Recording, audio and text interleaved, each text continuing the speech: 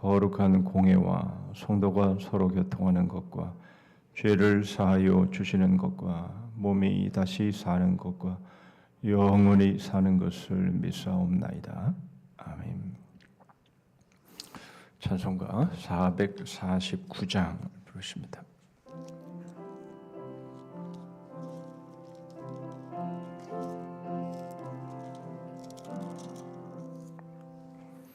예수 따라가며 복음 순종하면 우리 행할 길 환하겠네.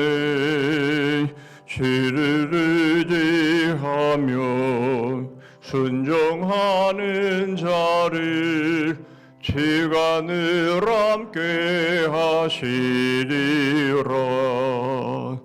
의지하고 순종하는 길은 예수 안에 즐겁고 복된 길이로다.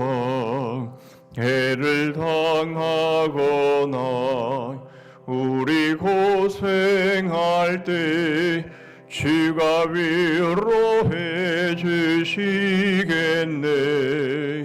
주를 의지하며 순종하는 자를 주가 안위해 주시리라. 의지하고 순종하는 길은 예수 안에 즐겁고 복된 길이로다. 남의 짐을 지고 슬픔으로 하면 주가 상급을 주시겠네. 주를 의지하며 순종하는 자를 항상 복 내려 주시리라. 의지하고 순종하는 길은 예수 안에 즐겁고 복된 길이로다. 우리 받은 것을 주께 다 드리면 우리 기쁨이 넘치겠네. 주를 의지하며 순종하는 자를 은혜 풍성케 하시리라. 의지하고 순종하는 길은 예수 안에 즐겁고 복된 길이로다. 주를 힘입어서 말씀 잘 배우고 주를 모시고 살아가세. 주를 의지하며 항상 순종하면 주가 사랑해 주시리라. 의지하고 순종하는 길은 예수 안에 즐겁고 복된 길이로다.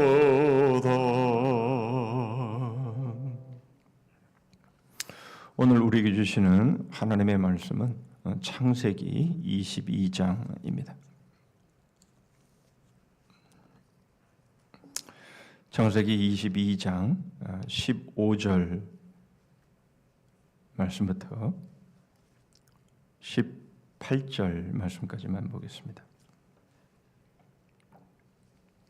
창세기 22장 15절 말씀부터 18절 말씀까지입니다. 제가 가진 구약 성경 29쪽에 있습니다.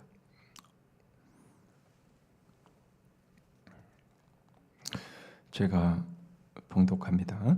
여호와의 사자가 하늘에서부터 두 번째 아브라함을 불러 이르시되 여호와께서 이르시기를 내가 나를 가리켜 맹세하노니 네가 이같이 행하여 내 아들 내 독자도 아끼지 아니하였은즉 내가 네게 큰 복을 주고 네 씨가 크게 번성하여 하늘의 별과 같고 바닷가의 모래와 같게 하리니 내 씨가 그 대적의 성문을 차지하리라. 또 내 씨로 말미암아 천하 만민이 복을 받으리니 이는 네가 나의 말을 준행하였음이니라 하셨다 하니라. 아멘. 2023년 이제 추수감사절을 이제 앞두고 있습니다. 이미 우리는 중추절을 보내서 우리는 열매에 감사를 하는 시간들을 가졌습니다만은 우리 그리스도인들에게는 사실은 이 추수감사절이 바로 그런 수확의 열매에 감사를 함께 또 누리며 또 함께 나누며 하는 또 그러한 절기가 되기 때문에 결국 우리의 한 해의 마무리는 추수감사절로 이루어짐을 우리는 잘 알고 있습니다. 이제 추수감사절 우리가 맺은 열매, 우리가 열매에 감사를 하고 우리가 이 열매를 통해서 또한 우리의 삶을 이어가게 되는데 과연 우리가 맺은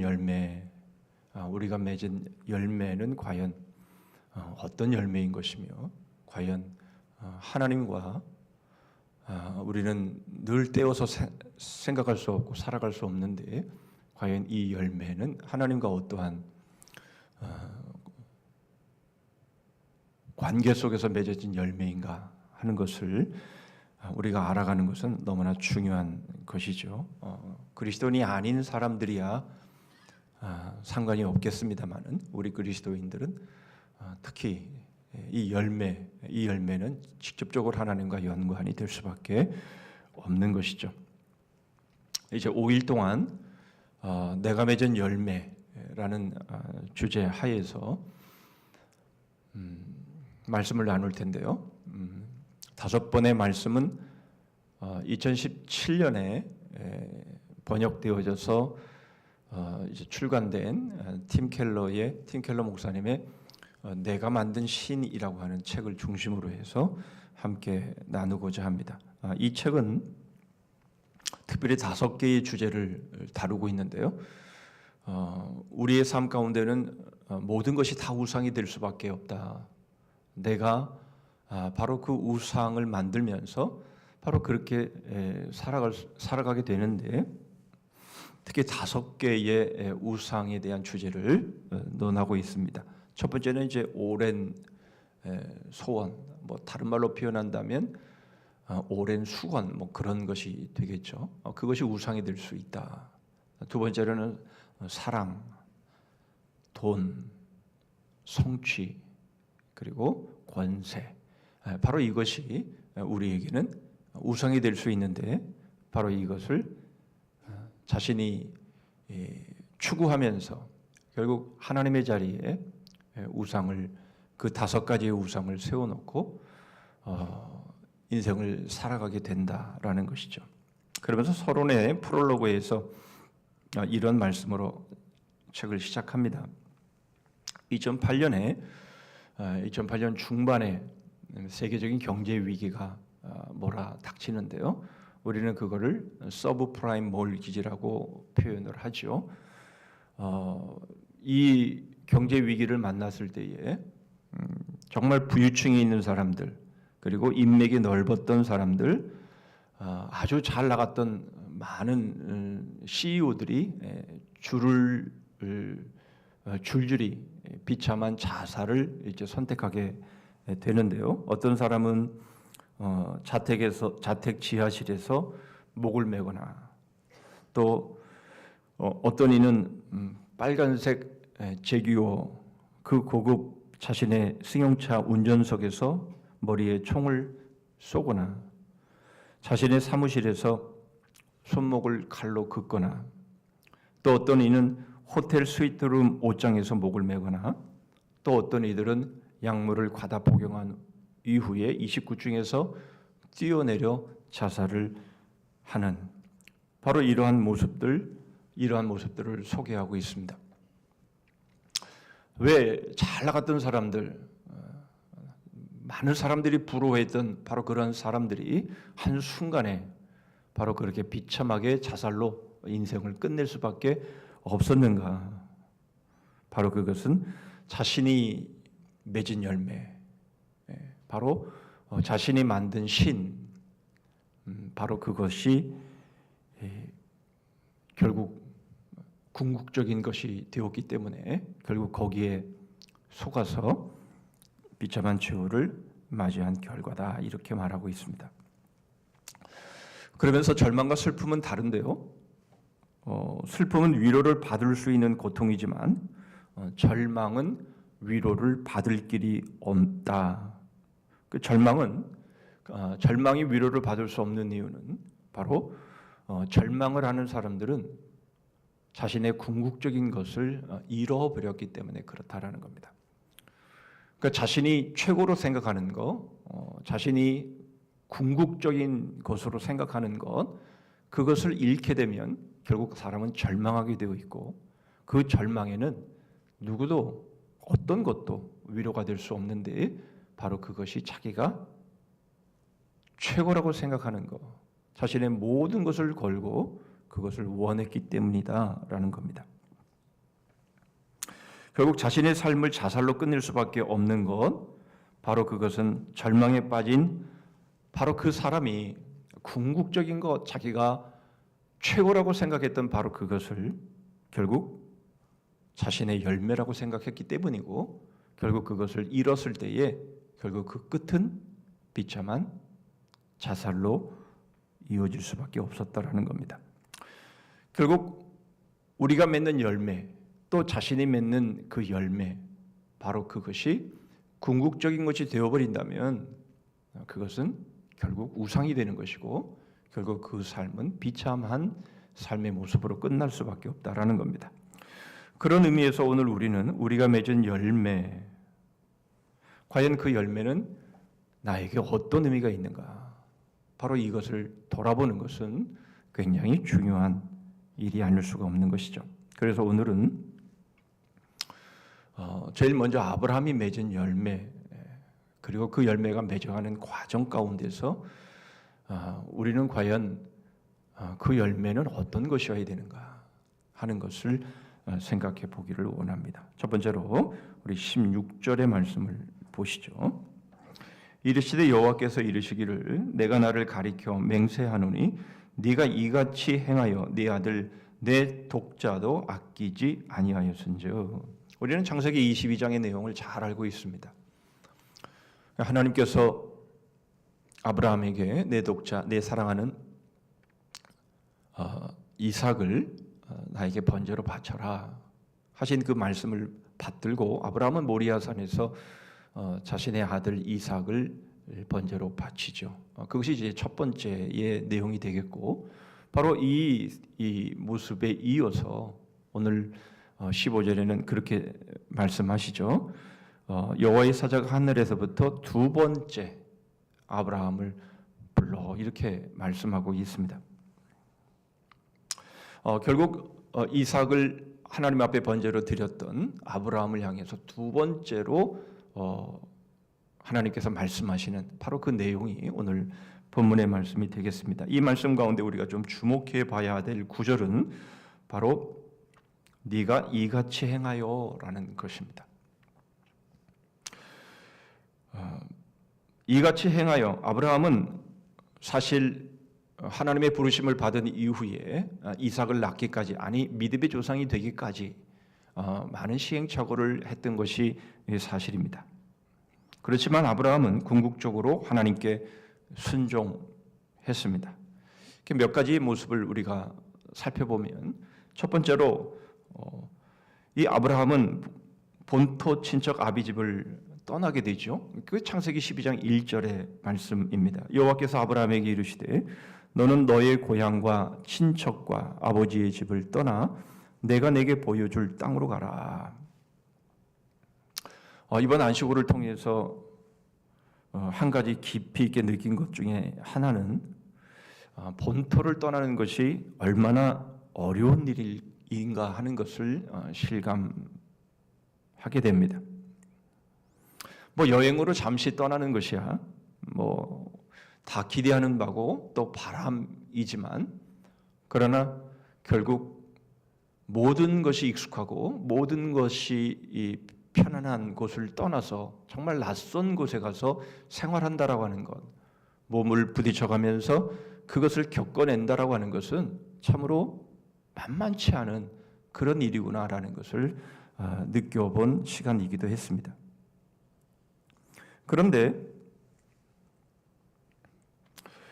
돌아올 기약이 없는, 본토를 떠나고 아비집을 떠나고 자기가 그 모든 것에 익숙하고 정이 들었던 곳을 떠나는 것, 이것은 정말 결코 쉬운 일이 아닌 것이 틀림이 없는 것이죠.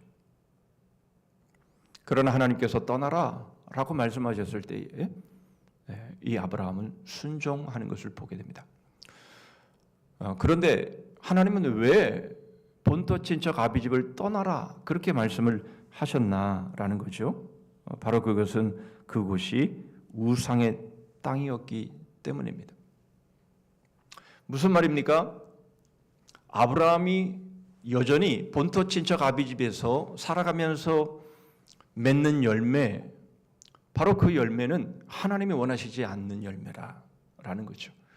결국 우상과 관계되어지고 우상과 연관되어진 바로 그 열매는 하나님이 원하시는 열매, 우리가 맺어야 될 열매가 아니다라는 겁니다. 하나님이 원하시고 인정하시는 열매, 바로 그 열매는 바로 하나님과 직접적인 연관이 있는 열매여야 되는데, 바로 그것은 오직 하나님께 순종함을 통해서 맺는 열매여야 된다. 그것을 우리에게 단적으로 보여주시는 것이죠. 하나님께 순종함이 없는 열매, 우상과 연관되어진 열매, 그것이 자신이 아무리 원한 것이라 할지라도, 그러나 하나님의 말씀과 하나님의 순종과 하나님의 약속과 관계없는 열매라고 한다면 그 열매는 하나님이 맺으신 열매가 아니라 바로 자기 자신이 맺은 열매가 되는 것이고, 그 열매는 곧 자신이 만든 우상이 될 수밖에 없다라는 겁니다. 결국 그 열매는 그 사람의 궁극적인 것이 되게 되며 그것은 하나님이 아닌 바로 우상이 되는 겁니다.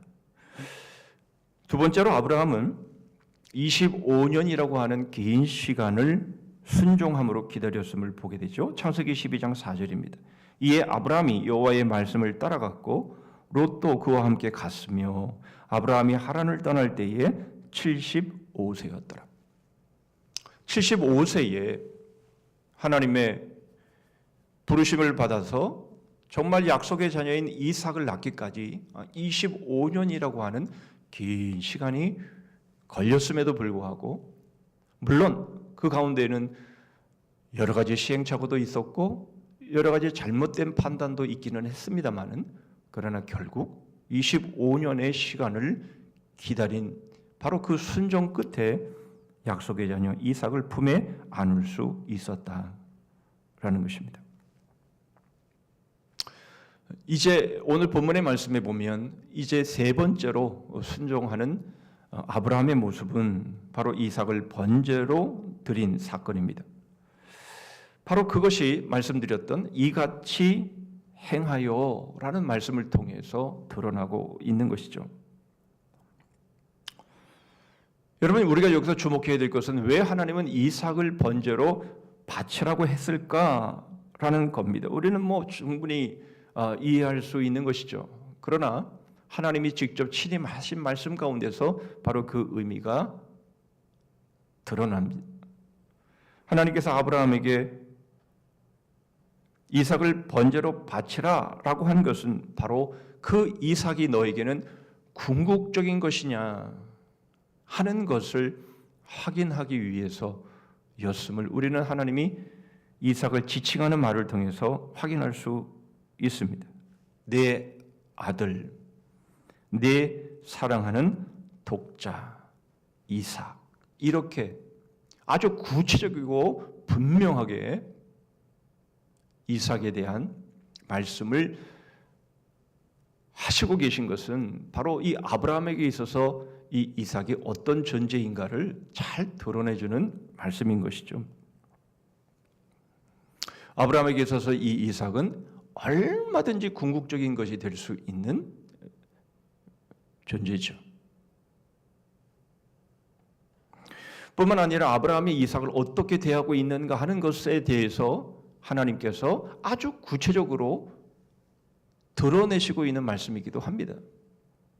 내 아들, 내 사랑하는 독자 이삭, 이렇게 말씀하고 있는 것이죠. 그 누구보다 그 마음을 불꽃 같은 눈으로 알고 계신 하나님께서 이렇게 표현한 것은 바로 아브라함에게서 이삭이 어떤 존재다라는 것을 말씀하고 있는 것입니다. 아브라함의 궁극적인 것, 바로 그것은 얼마든지 이삭이 될 수 있었지만, 그러나 아브라함은 그 이삭을 하나님께 번제로 드립니다. 바로 이 모습을 하나님께서 말씀하시는 겁니다. 네가 이같이 행하여 라고 말씀하고 있는 것이죠. 우리가 맺는 열매는 궁극적인 것이 되어서는 안 됩니다. 하나님은 반드시 그것을 확인하시기 때문에 그렇습니다. 2023년 한 해를 달려오면서 우리가 맺은 열매, 우리는 그 열매를 맺기 위해서 얼마나 많은 수고와 얼마나 많은 땀과 얼마나 많은 번민과 얼마나 많은 고민들을 했습니까? 정말 오랜 그런 우리의 소원, 그렇게 이루기를 원하는 그런 갈망했던 것들, 바로 그것들이 우리에게 열매로 맺어질 수 있는 것이죠. 그런데 하나님은 그것을 우리에게 확인시키시는 겁니다. 바로 네가 맺은 그 열매, 네가 그렇게 오래도록 얻기를 원했던 바로 그것을 네가 얻었는데 혹시 그것이 너에게는 궁극적인 것은 아니냐? 그것을 나에게 번제로 바쳐라 라고 말씀하시는 겁니다. 결국 우리가 맺은 열매, 바로 그 열매가 우리에게 궁극적인 것이 되어버린다면 그것은 하나님의 자리를 차지하는 것이며 바로 그것은 우리에게 우상이 되어버린 겁니다. 그러나 여러분, 우리가 주님의 말씀에 순종했다면 네가 이같이 행하여, 하나님께서 우리가 그토록 오래 기다리고 갈망하고 원했던 것, 바로 그것을 하나님 앞에 번제로 내어드렸을 때에 네같이 이같이 행하여 순종의 삶을 살아가는 그 삶이라면, 그래서 맺어진 열매라고 한다면 그것은 분명 우리에게는 궁극적인 것이 아니라 바로 하나님이 우리에게는 궁극적인 분임에 대한 증거가 되어지는 것이죠.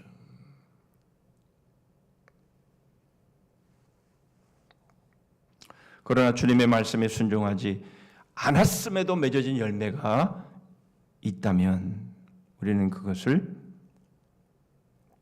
하나님이 아닌 내가 맺은 열매다, 그렇게 말할 수 있는 것이고요. 우리는 여전히 우상의 땅에서 머물면서 살아가고 있는 바로 가짜 하나님을 믿고 있는 모습일 수밖에 없는 겁니다.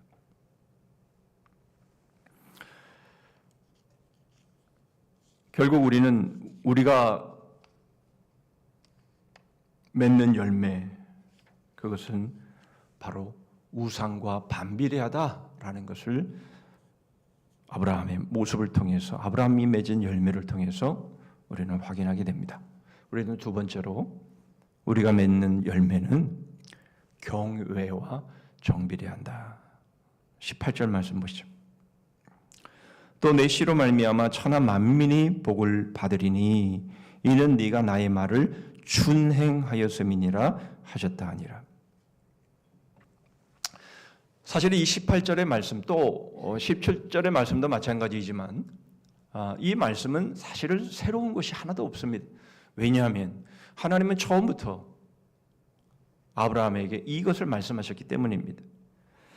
창세기 12장 3절 하반절 말씀을 보시면 땅의 모든 족속이 너로 말미암아 복을 얻을 것이라, 하나님은 아브라함을 부르시는 초창기부터, 아니 시작점부터 하나님은 이 약속의 말씀을 하신 것이죠. 그러므로 이 18절의 말씀, 이삭을 번제로 바친 이후에 지금 하시는 이 두 번째 하시는 이 말씀은 결코 새로운 것이 아닙니다. 창세기 18장 18절도 마찬가지입니다. 아브라함은 강대한 나라가 되고 천하 만민은 그로 말미암아 복을 받게 될 것이 아니냐. 그렇습니다. 이 18절의 말씀은 결코 새로운 말씀이 아닙니다. 시작부터 하신 말씀이며 모든 과정 속에서 아브라함에게 약속해 오셨던 말씀입니다. 그러나 한 가지 다른 것이 있습니다. 그것이 뭡니까? 네가 나의 말을 준행하였음이니라. 여러분, 이전에는 일방적인 약속이었습니다. 그건 하나님께서 아브라함에게 일방적으로 약속하신 것이었는데, 그런데 이 18절의 이 말씀에는 한 가지가 추가됩니다. 네가 나의 말을 준행하였음이니라. 무슨 말씀입니까? 바로 하나님의 약속이 아브라함의 행함과 맞아 떨어졌다라는 것이죠. 하나님은 우리에게 약속하시죠. 하나님은 우리에게 말씀하십니다. 일방적인 것이죠. 하나님께서 우리에게 일방적으로 우리를 구원해 주셨습니다. 그렇죠. 우리가 한 것은 아무것도 없습니다. 우리가 한 것이 거기에 끼어 들어서는 안 됩니다. 그것은 우리의 믿음이 아닙니다. 처음부터 끝까지 그것은 하나님이 하신 일입니다.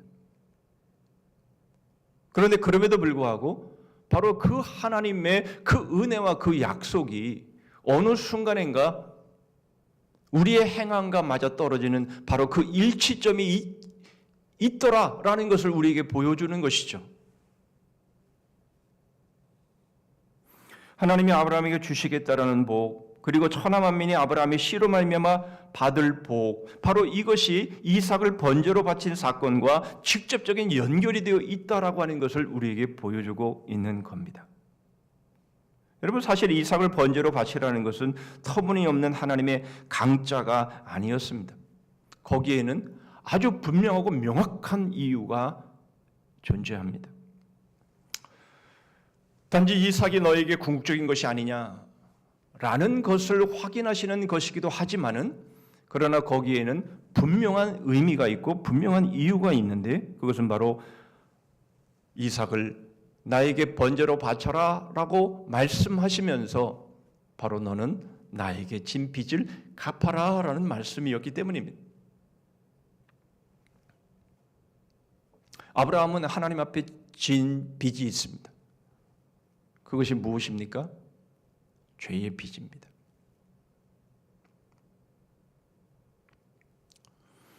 그것은 물론 아브라함만 진 빚이 아니라 결국 우리 모두가 진 빚이죠.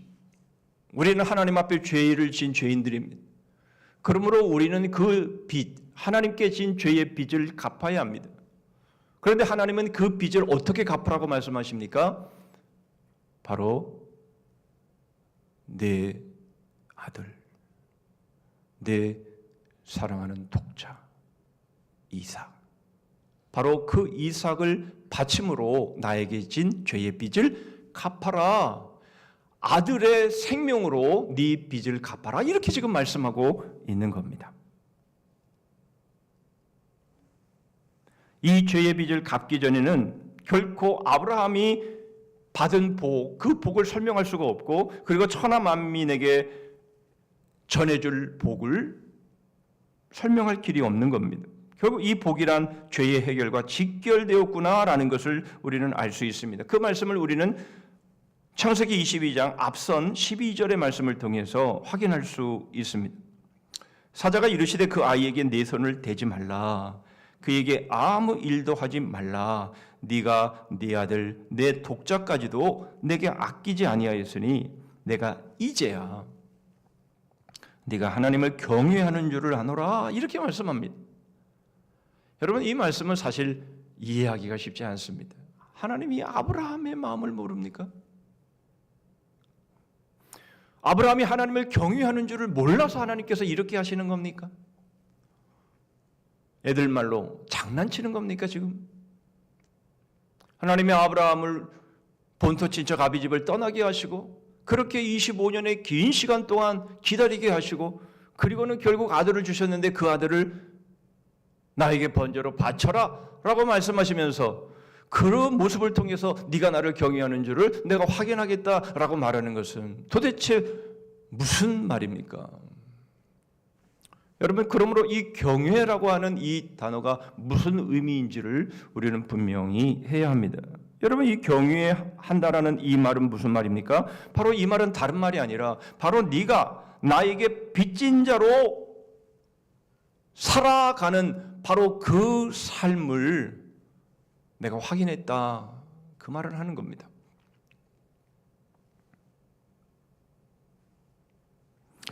여러분, 우리가 받은 복은 바로 하나님께서 우리에게 행하신 바로 그 구원의 복이라고 하면 바로 그 구원의 복은 다른 것이 아니라 바로 우리가 하나님 앞에 죄의 빚진 자로 살아가는 삶이며 바로 그 죄의 그 빚을 갚기 위해서 하나님께서 우리에게 말씀하시고 우리에게 원하시는 바로 그거, 특별히 우리에게 생명과 같은 거, 내가 가장 귀하게 여기는 거, 나의 보물, 바로 그것을 하나님 앞에 내어드려도 부족할 수밖에 없다라고 하는 것을, 그것을 깨닫고 그것을 인정하고 그것을 순종함으로 받드는 바로 그 모습이어야 맞다라는 것입니다. 나 하나님 앞에 죄에 빚진 사람이야 라고 말하면서 우리는 하나님 앞에 여전히 하나님보다 더 귀하게 여기는 것, 바로 그것이 우리에게 여전히 남아있다고 하면 그것은 하나님 앞에 죄의 빚진 자로 살아가는 삶이 아닌 것이죠. 우리의 하나님 앞에 우리가 지은 그 죄의 빚, 여러분, 이것은 그 어떤 것으로도 갚을 수 없는 겁니다. 그것이 정말 내 아들, 내 사랑하는 독자 이삭일지라도 그것을 갚을 길이 없는 것입니다. 그러므로 여러분, 하나님을 경외한다라는 것은 무슨 말입니까? 하나님께 죄의 빚진 자로 네가 살아가고 있구나. 그래서 네가 아무리 귀한 것, 네가 맺은 열매, 네가 그토록 원했던 것, 바로 그것을 네가 하나님 앞에 번제로 드리는구나. 바로 그것을 하나님께서 인정해 주신 모습인 것이죠. 무슨 말입니까? 여러분, 바로 우리가 하나님 앞에 정말 죄의 빚진 자로 살아가는 삶이라면 우리가 맺은 그 소중한 것, 그 귀한 것, 바로 그것을, 그 열매를 하나님께 드리는 것으로 입증이 되는 겁니다. 하나님, 이것만은 안 됩니다. 제가 이것을 위해서 얼마나 힘쓰고 애쓰고 노력했는데요. 이것만은 안 됩니다. 하나님, 그러시면 안 됩니다. 하나님이 나한테 그러실 수 없는 겁니다. 여러분, 그렇다면 우리가 하나님 앞에 죄의 빚진 자로 살아가는 게 아닙니다. 하나님을 경외하는 게 아닌 거예요.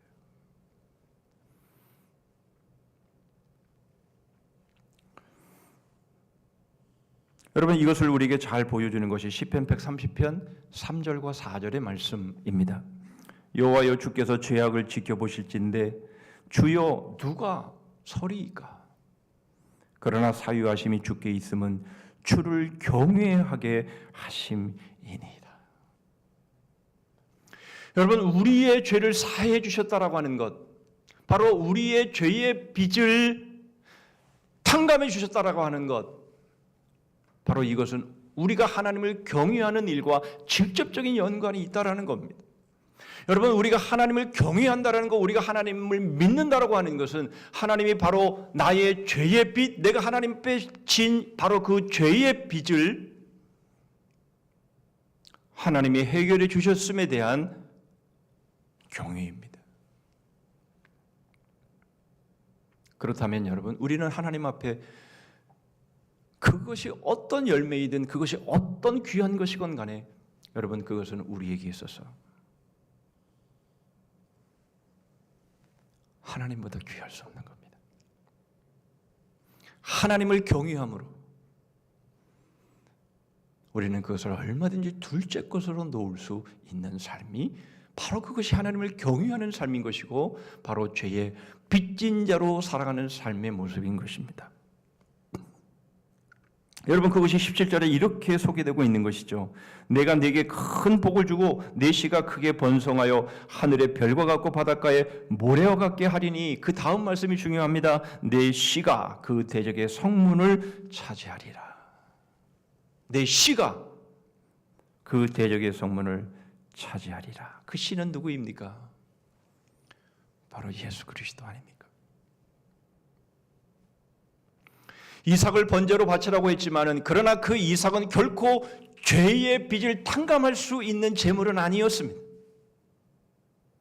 그래서 하나님은 여호와 이레, 바로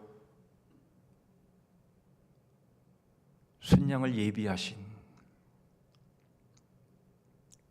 바로 예수 그리스도, 그분만이 우리의 죄를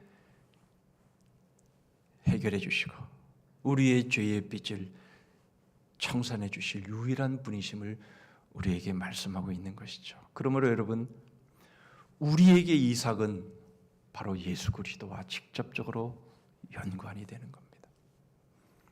여러분, 우리가 맺은 열매, 여러분, 그 열매가 상하면 굉장히 마음이 아프시죠. 정말 우리가 그것을 얻기 위해서 얼마나 우리의 모든 것을 걸고 그것을 얻었습니까? 그것을 열매 맺었습니까? 그런데 여러분, 그것이 상해 보십시오.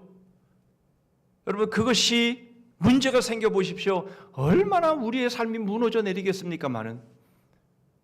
여러분, 그런데 하나님은 하나님의 아들을, 그렇게 귀하고 귀한 하나님의 아들을 십자가에 뭉개버리시죠. 그러면서 우리의 죄의 문제, 우리의 죄의 빚을 탕감해 주시고 청산해 주시고 해결해 주십니다. 여러분, 우리는 우리가 맺은 열매를 가지고 우리의 죄의 빚을 갚을 수 없습니다. 있을 수 없는 것입니다. 우리는 그것을 분명 우리는 믿고 있는 것이죠. 그러나 여러분, 우리가 맺은 열매, 우리의 죄의 빚을 탕감할 수 없는 것이나, 그러나 여러분, 그것이 바로 우리에게 있어서 그것이 이삭의 위치에 있을 때 그것이 우리의 정말 궁극적인 것인 것처럼 그렇게 오래도록 기다리고 맺기를 소원했던 바로 그것이지라도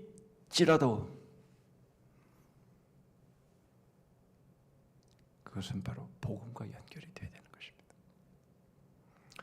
정말 우리가 하나님을 경외하는 자라면, 우리가 정말 죄의 빚진 자로 그렇게 절감하면서 여러분 우리가 믿음의 생활을 해왔다면 지금까지, 그런데 그 빚을 그 어떤 것도 갚을 수가 없어서 하나님의 아들 독생자 예수 그리스도를 십자가에 뭉개버리시면서 우리의 죄의 빚을 탕감해 주셨다면, 청산해 주셨다고 한다면, 여러분, 우리가 맺은 열매는 복음과 연결되지 않을 수 없는 것이죠. 우리가 맺은 열매, 그토록 소원한 그 열매, 여러분, 그 열매는 복음과 연결되어야 합니다. 그렇지 않다면 우리의 말과 우리의 믿음은 모순됩니다.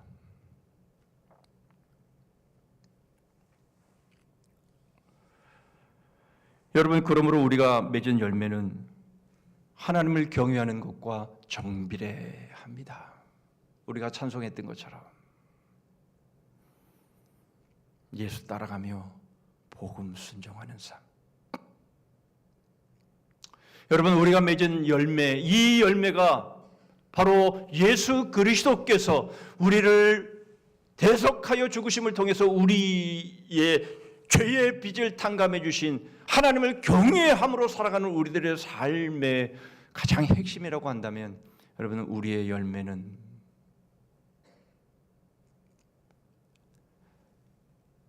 드려져야 합니다.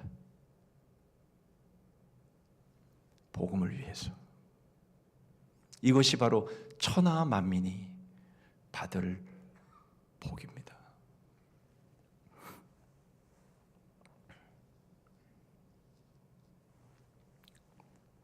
아브라함이 믿음의 조상이 될 수 있었던 것은 그의 마음속에 있는 우상의 문제를 다루셨고, 그리고 그 다루시는 과정 속에서 그 믿음은 결코 말로만 되어지는 것이 아니라 바로 순종과 일치되어지는 것이다 라는 모습을 통해서 우리가 맺어야 될 열매는 어떤 것이며 우리가 복음으로 살아간다라는 삶이 어떤 것인가라는 것을 우리에게 보여주는 것입니다. 2023년 지금까지 살아오시면서 우리가 그토록 맺기를 원했던 그 열매, 여러분, 그 열매를 복음과 연결시키셔야 합니다. 그래야만 그것은 내가 맺은 열매가 아니라 하나님이 우리를 통해서 맺으신 열매가 되는 것입니다. 그것이 바로 경외이며 그것이 바로 하나님 앞에 죄의 빚진 자로 살아가는 바로 그 삶의 모습입니다. 오늘도 그런 하루 되셔서 오늘도 하나님을 경외하되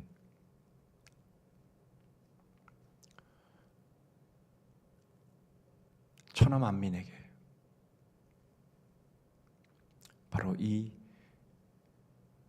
복, 하나님이 우리의 죄를 예수 그리스도를 통해서 해결해 주셨다라고 하는 바로 이 복음을 삶으로 증거하시는 우리 모두가 되기를 주님의 이름으로 축복합니다. 아멘. 기도하겠습니다. 하나님 아버지, 저희들에게 궁극적인 것, 바로 그것이 오직 하나님이기를 원합니다. 저희가 맺은 열매, 저희가 그토록 소원하고 오래도록 갈망했던 그것을 얻기 위해서 그렇게 몸부림치면서 살아왔던 바로 그 열매일지라도 하나님이 바로 그것을 나에게 번제로 바쳐라 라고 하실 때에 그 열매를 궁극적인 것으로 여기지 아니하고 하나님 앞에 죄의 빚진 자로, 그리고 하나님이 그 빚을 아들 예수 그리스도를 통해서 청산하시면서 저희를 사랑해 주신 바로 그 은혜 앞에 하나님을 경외함으로 내어드릴 수 있는 바로 그 삶, 그 그리스도의 향기된 삶, 그 삶을 오늘도 살아가는 믿음들 되게 하여 주시옵소서. 복음의 영혼을 배움의 생명을 서로에게 삶을 거는 주님의 몸된 교회 되어서 오늘도 어디서 무엇을 하건 그리스도의 향기로, 복음의 향기로 살게 하시옵소서. 예수 그리스도의 이름으로 기도하옵나이다. 아멘. 하늘에 계신 우리 아버지여, 이름이 거룩히 여김을 받으시오며 나라의 임하옵시며 뜻이 하늘에서 이룬 것 같이 땅에서도 이루어지이다. 오늘날 우리에게 일용할 양식을 주옵시고 우리가 우리에게 죄 지은 자를 사하여 준 것 같이 우리 죄를 사하여 주옵시고 우리를 시험에 들게 하지 마옵시고 다만 악에서 구하옵소서. 대개 나라와 권세와 영광이 아버지께 영원히 있사옵나이다. 아멘.